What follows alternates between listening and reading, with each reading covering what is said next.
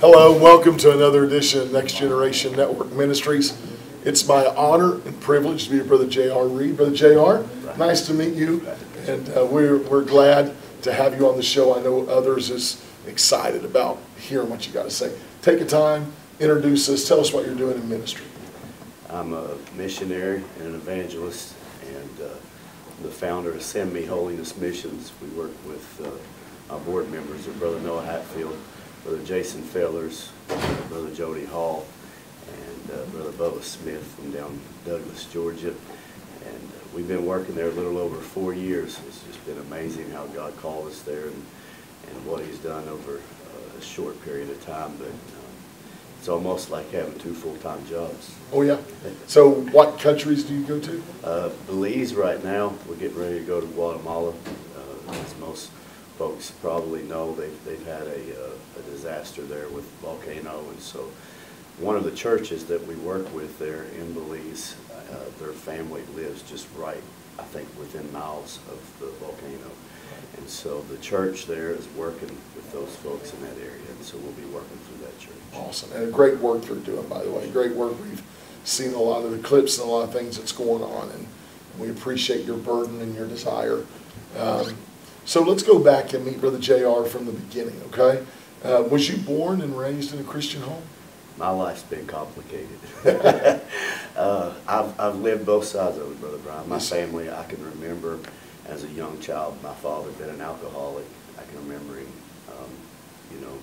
being rough with my mom and them fighting. And I can remember all the parts of sin. And it so happens that there was an event that took place in our life, and we had to move away from everybody, and we lost everything. And we started up in a little hollow here in West Virginia, and we didn't have a bathroom in the house. It was rough, yeah. But it was there, Brother Brian, that I can remember as a child, my mom and dad finding God and getting saved. It's amazing. I didn't realize then what I realize now, but my dad had went squirrel hunting one day, and of course I had been off to school, and I came home. Dad had came home from being up on the hill about the same time that I had came in the door, and so my dad comes in and he says to my mom, he says, I have to tell you something. Something happened today. And my mom looked at him and she said, I was waiting on you to come home. I just needed to tell you something. Brother Brown, my mom had never been to church. She didn't know nothing about God. She didn't know anything. She didn't know David and Goliath. She didn't know Daniel and the lions. Wow. None of that. My mother was a drug addict, and she was a drug addict when she was pregnant with me, or before she became pregnant with me, and quit school in the 8th grade. And so as far as, a lot of understanding, she didn't have it.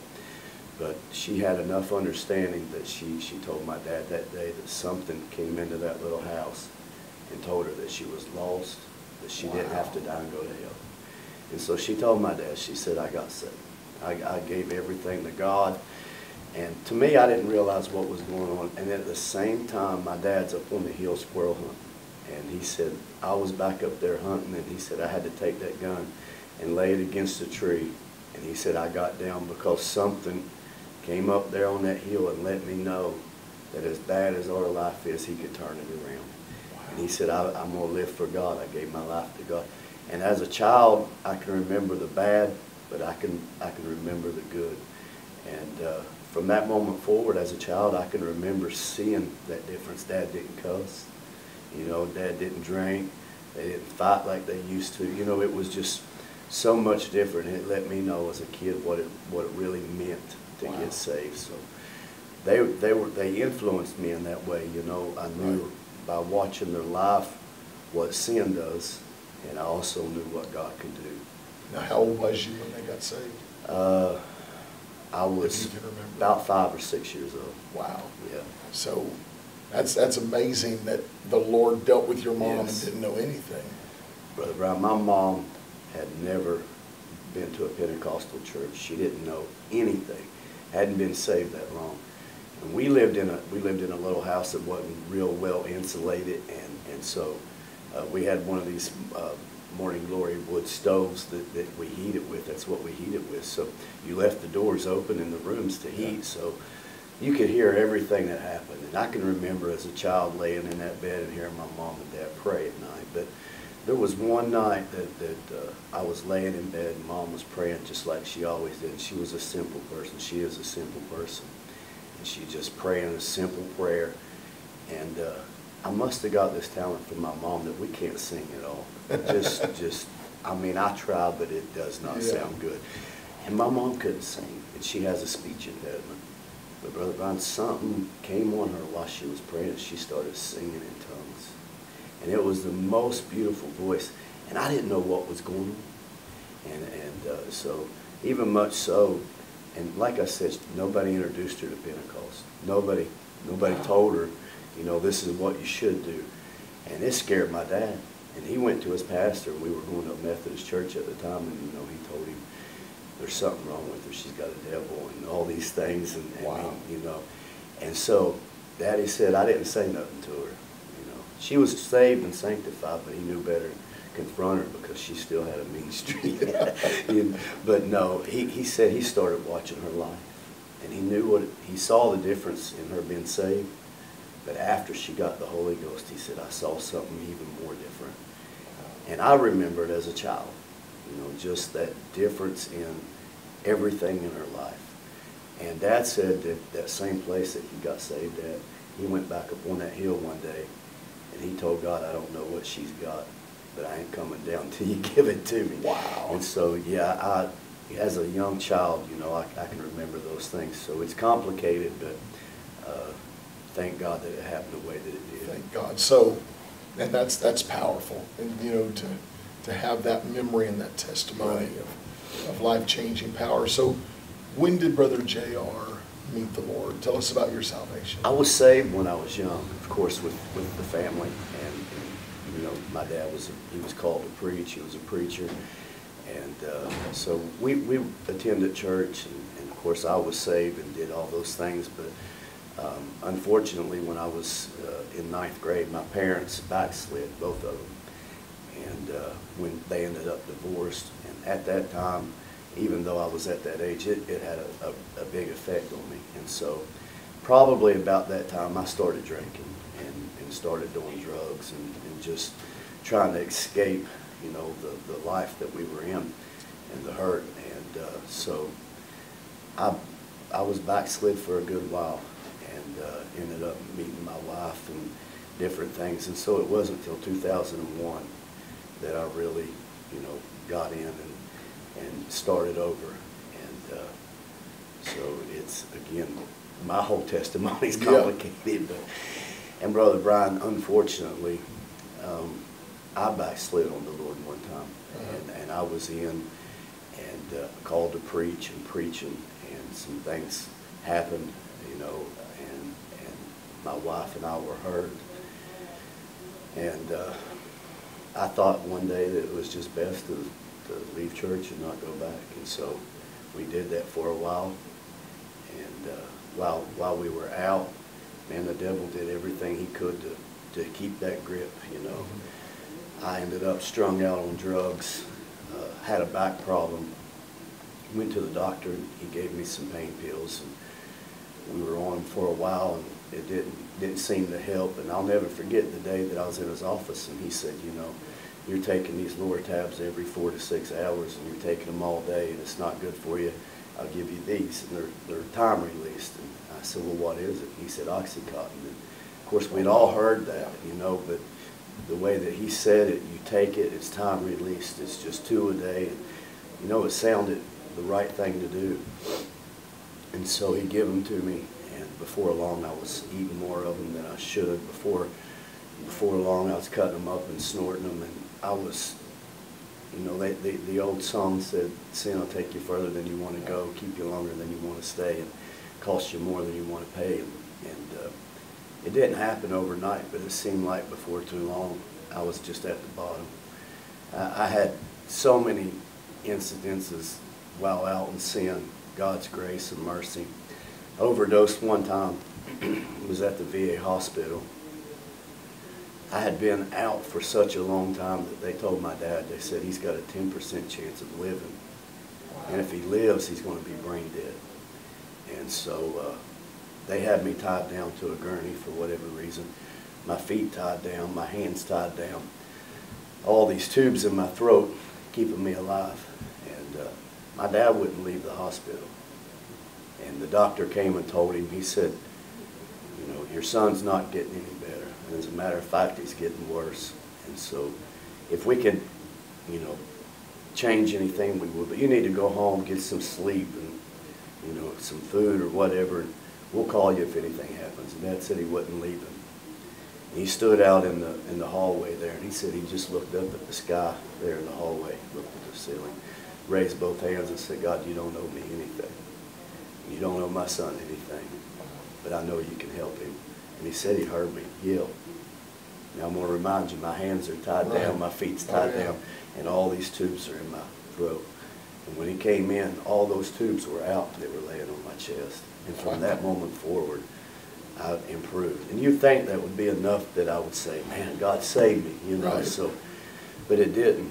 And I actually progressed as far as depression and drugs and alcohol. Went to bed with a 12-gauge shotgun one night. And I can remember loading it, pulling the hammer back, laying in the bed, putting it under my chin. And I passed out.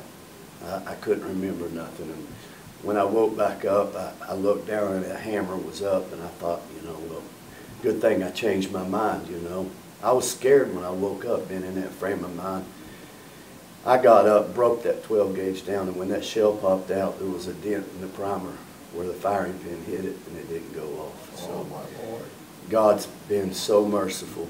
But, Brother Brian, I got to a place in my life that I just kept running and running and running, and drugs really had a hold of my life. And it's hard to ever explain to anybody that's never been there. I loved my wife, I loved my kids, but there was something so selfish about me that I still worked and provided for them and did all these things, but my life revolved around the drug, and it had a hold on me. I work at a steel mill, and I went to work one day, and I was depressed. I was at the bottom, and I had taken just a little bit of pain medicine that morning so I wouldn't be sick, just so I could go to work. And I remember I walked in and walked across the catwalk there. I didn't even think God was listening to me, and I said, God, I said, will I always be this way, you know? Will I always be a drug? I really figured at that point that I would die a drug addict. I figured I'd overdose, and I just chalked it up as that. And it wasn't long after that that things just started falling apart. I lost my job, and my wife found out just how bad things were. I tried to keep everything hid from her. She knew I had prescribed pain medicine, but she didn't know how bad it was. She had an idea, but it was so much worse than she knew. And so all these things progressed. The Lord woke my wife up one night and took her outside to my vehicle, picked up the spare tire, found this little bag that had all these razor blades and straws, and that's when she really, you know, figured it out. She called my dad, and they both confronted me. My dad told me one day, he said, son, he said, if you don't get right with God, he said, we're going to bury you. And I said, I don't even know what to do. You know, I just don't know. He said, won't you give God a chance? And so at this point, I was going through drug withdrawals. It came through a couple of days of, you know, after my wife had found that, she'd give me an ultimatum, either get off the drugs or, you know, I'm leaving. And so I went to Dad one day and I said, I don't know, you know, where to go and what to do.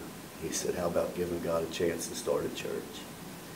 I went to church one night, and I was having bad withdrawals from drugs. And again, if you've never been there, it's hard to explain, but my body hurt all over. I was sick. And we went to a church that night on a Wednesday night down here in Canova, Brownstown Church of God. And the preacher preached that night. He didn't preach on salvation. But I knew I couldn't wait for him to shut up. I just want him to be done so I could get to the altar.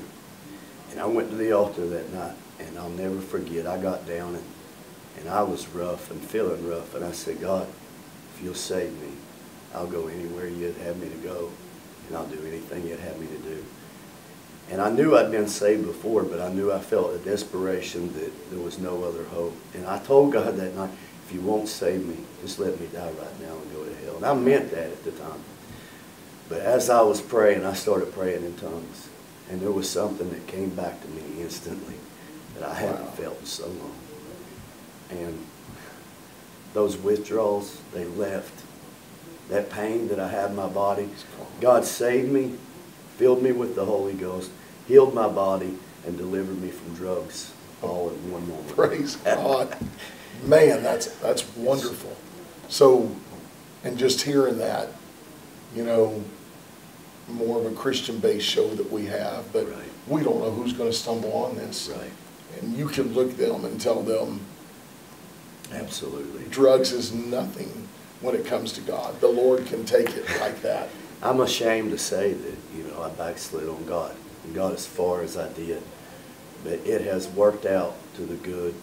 Not that it was ever God's will to happen. Right. But me and Brother Jason Painter, my pastor, and Brother Tommy Romans, and we went down here in this area of our church, our hometown here by the church, and it's a very drug-infested neighborhood. We went down there and preached on the street corner. And it's one thing for somebody that's never been on drugs to look at somebody and say, God can. And they're like, yeah, how do you know? Yeah. There's several people down there. I got to tell them my story. And ever since I've been saved, all the way in the country of Belize where we've worked, we've been able to tell people, you know, God can deliver you. How do you know? Because I've been there. Yeah. And once you tell that, you know, drugs ain't got nothing on God. And I'll be honest, Brother Brian, I thought I was so far gone, God gave up on me. But God didn't give up on me. God never gives up. No, He didn't. Never gives up. So talk to us. So we've went through your salvation, Holy Ghost, things like that. Talk to us about your call to preach. I was called to preach not long after I was saved, you know, in 2001. And my pastor then, Brother Rodney Dishman, he knew before I had announced my calling that I was called.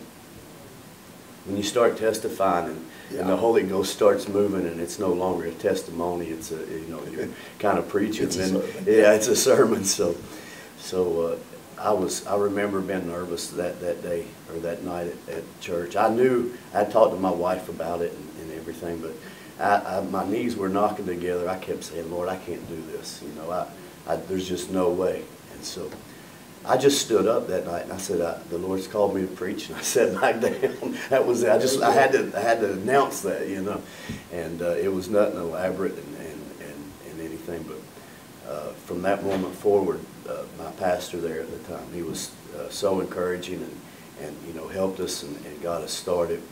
And also we met Brother Mark Hatfield, and Brother Mark Hatfield had ordained me and just kind of took me under his wing and guided us and helped us. And so from that moment forward, man, it's just been nonstop. The call to missionary was a whole lot different. Yes, tell us about that. I had no idea. I'd wanted to visit another country. You know, it's always great to want to go there and preach, but as far as being responsible over a work, I'd never, you know, had that desire. That's not something I don't believe anybody asks for. No. And if you do, I don't think you're called. Exactly. So I was at home, and God had dealt with me for a long while. I say more than, you know, several weeks to get a passport. And so my wife, been that the smart one out of the two of us, you know, I told her, I said, God's dealing with me to get a passport. Well, where are you going? I said, I don't know. Well, why are you going to get a passport, you know? I said, I don't know. God's dealing with me. And so, Brother Brian, I went and got my passport. I didn't have anywhere to go. Of course, Brother Noah Hatfield, good friend of mine and one of our board members, I texted him out of the blue. I don't know how to explain it. I felt led to text him. And I texted him and I said, Brother Noah, I said, the Lord's dealt with me to go on a mission trip, and I got a passport, but I ain't got nowhere to go. So anything comes up, let me know. And this was in December. And he said, we're leaving in February. I'll call you Saturday. I just remember hanging up the phone and thinking, Lord, I thought I'd have a year to get ready or something, you know, Right. not a month. But I waited that Saturday, and he called me and started telling me about this work and how that God had opened the door in Belize and all these things. And Brother Noah's a full-time evangelist, and so you know how evangelists are. He called me at midnight that night, and so I kind of got up. My wife just wasn't understanding this, you know, this whole missionary thing, you know, going out of the country and all these bad thoughts you have about not returning and all these things. So he called me and he starts telling me about it, and I committed to it right there on the phone. And I got off the phone and went back to bed. My wife said, "Who was that?" I said, "Oh, it's just Brother Noah. Everything all right?" And I said, "Yeah." I was trying to avoid everything. "Well, what do you want?" And I said, "Well, he's telling me about a mission trip that they're going on in February." And again, my wife, being the smart one, she looked at me. She said, "We can't afford that." Yeah. And I knew we couldn't. And I said, "Lauren," I said, "I really feel like this is God. And if it's God, he'll provide every penny." And, you know, he started providing right then. And here we are years later. And, you know, set up as a missions nonprofit organization. And God's still providing all these years later. So Wonderful. Yeah. Wonderful. Talk to us about some of the influences in your life. Like, Of course, my parents. Yeah. But as a young preacher, starting out, my pastor then, Brother Rodney Dishman, he was a great influence. Starting out, you know, I really struggled, and of course I still do. You know, some people are just gifted to get up and, Right. and preach, and I've just been one that struggled all along. But I can remember just moments that I was struggling, and he'd just come up and put his arm around me and say, "Keep fighting, brother, keep fighting." And you know, I can remember preaching a message and thinking, "Lord, I'm never preaching again." You know, Right. Boy, I missed it. And he'd come up and he'd say, "You know, we make mistakes," and encourage me. And so that's always, he's always been, you know, that help. And so, and the tapes that we used to get a hold of, you know, Yeah. from Highway of Holiness, Brother Leon Buzzard, Brother Don Rich, and Brother Joey Hyatt, and love Brother L.D. Moore. Yeah. Can't get enough. And so, but I've never met any of those guys. Still haven't to this day. right. But they have been such a great influence listening to them, you know, over the years. Brother Mark Hatfield, if I've ever had a second dad, that'd be my second daddy. He's always been there for me, took me under his wing and helped me out. Even not too long ago, we were talking about going to Guatemala. I was supposed to be there this weekend, and I have been praying, and I kind of felt like I should put that trip off. And Brother Mark called me, and he said, "Brother," he said, "I've been praying, and I feel like you ought to put that trip off." And so, Wow. you know, God puts those types of people in your life. And of course, Brother Tommy Romans, Yeah. he's such a great friend. He's always calling me and encouraging me. Pastor Jason Painter, you know, what a great man. Right. He's helped us so much, encouraged us, and I don't believe I could have a better pastor, you know. Right. I know everybody that probably says that Yeah, about their yeah. pastor, but he's been such a great help to us, and so we're thankful for that. That's awesome.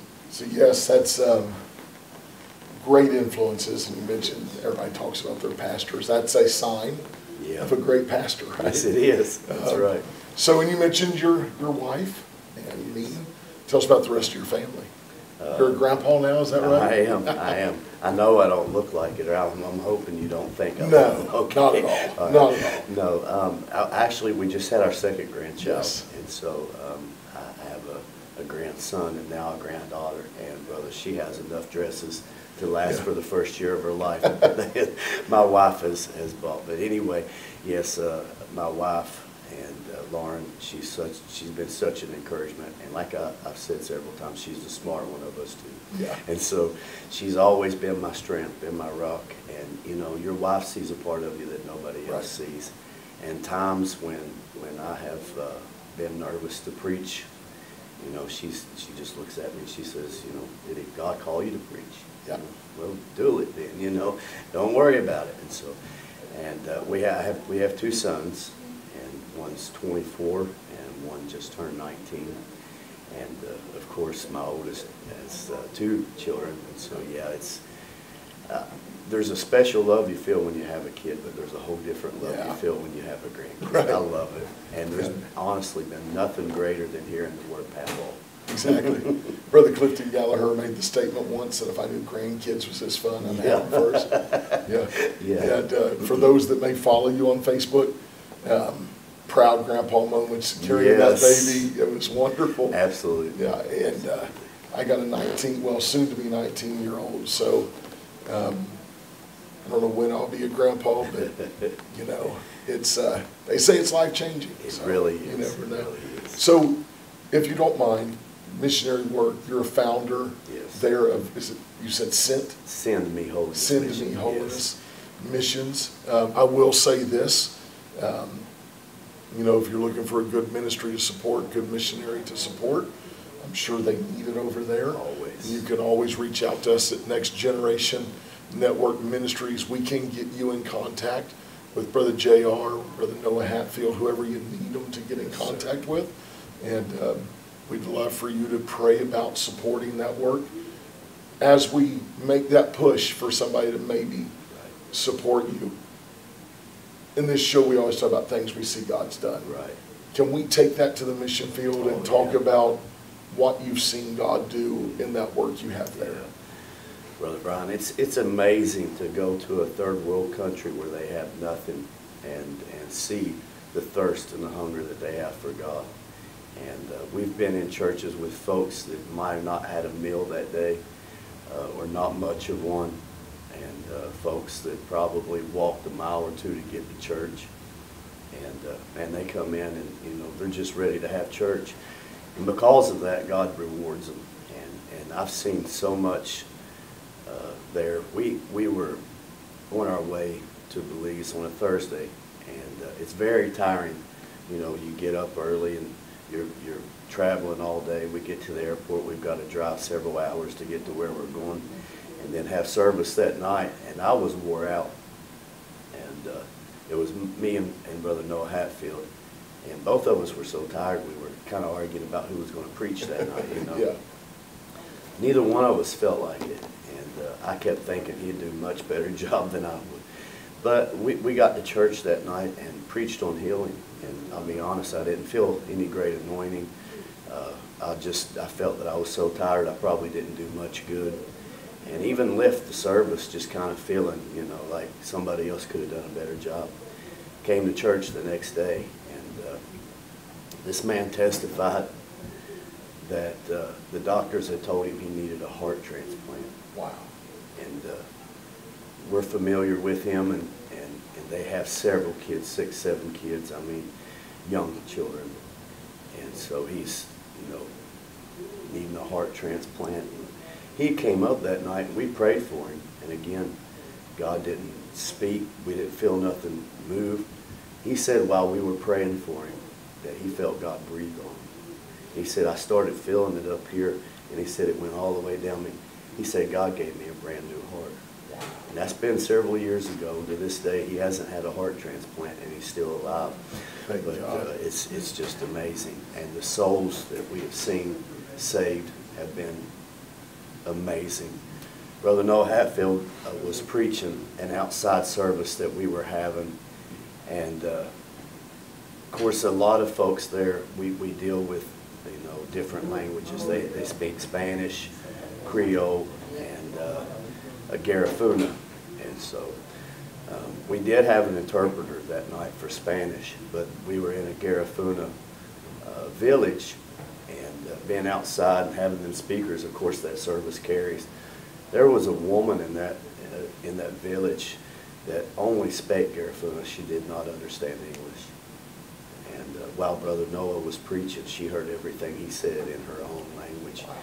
And she was an alcoholic, her and her husband. And she got down in her floor that day and prayed and asked God to save her. Thank God. And God saved her, delivered her from the alcohol. She ended up coming to the revival service the next night or sometime through the week. And she asked us, with a translator. She said, that God that you serve, that saved me, can he save my husband? We promised her that he could. And so we prayed and told her that we believed God would save him. And we expected that man to show up every night, but he never did. And the revival was over, and we were going to visit each of the churches that Sunday and have a service with them. And when we went to visit the Garifuna church there, the pastor told us, he said, you'd never believe what happened this morning. He said that man came through the back door, came straight up, and came to the altar and got saved. Thank God. It's amazing. And I've heard people talk about hearing tongues and stuff in their own, but I've never witnessed that for myself. And but that moment, it was great. To sit down with the pastors there and listen to their burden, and for them to tell us they have fasted and prayed many years for God to send somebody to help them. And what a miracle that is in itself. Oh, yeah.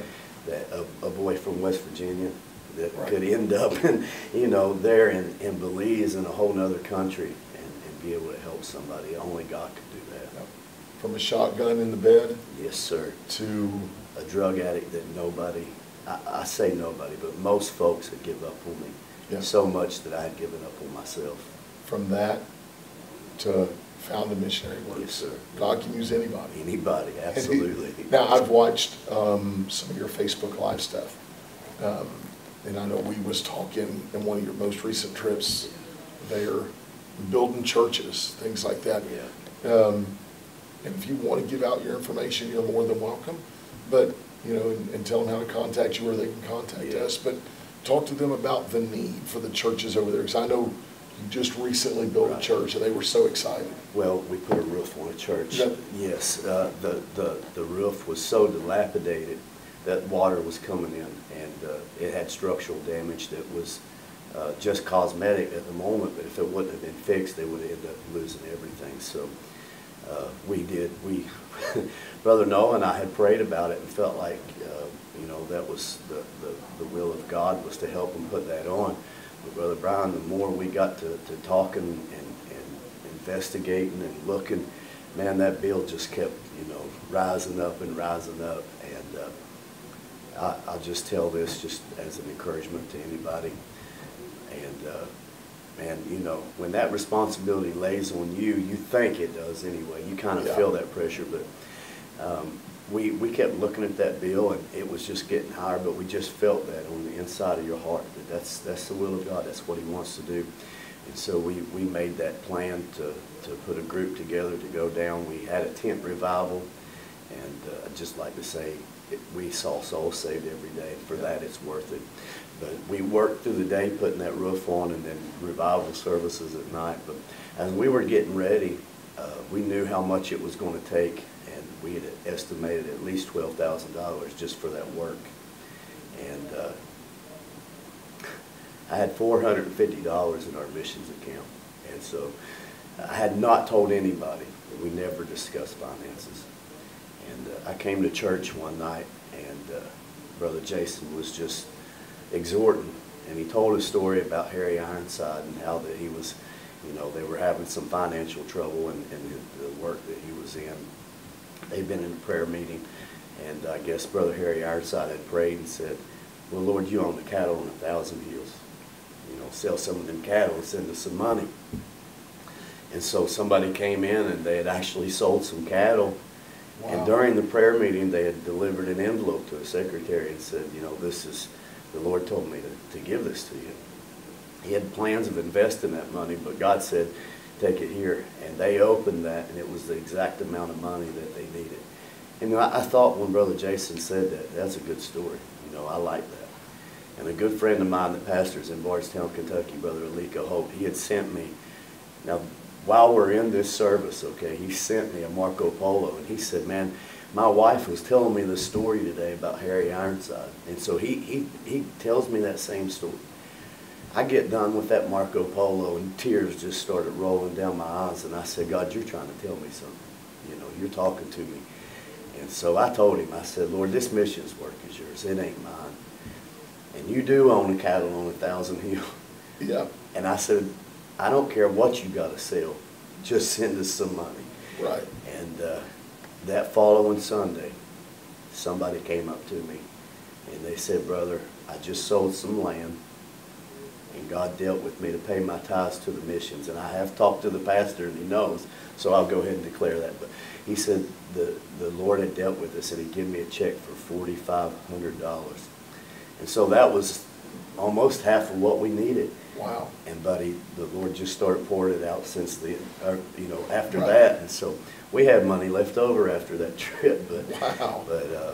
yeah, miracle after miracle. And again, God proves to me over and over and over that if we're obedient to Him, He'll take care of the rest. I felt so many times like, the financial part was my responsibility. What are we going to do if we don't get the money to build the roof? Right. But yeah, we put it on, and they were so thankful. We didn't realize at the time what we were doing as far as what we build here and what they build there is two different things.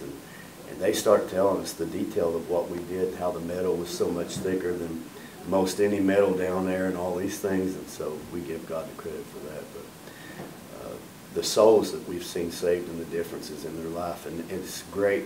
It's one thing to see them at the altar and praying, but it's a whole other thing to go back 2 or 3 months down the road and see them in the church and see the Right. growth. Go back a year later and you see them there, part of the church and working in the church. I mean, it's just been amazing. That's awesome. Send me missions. Send me holiness Send missions. me holiness We got that missions. from Isaiah. I got it from Isaiah.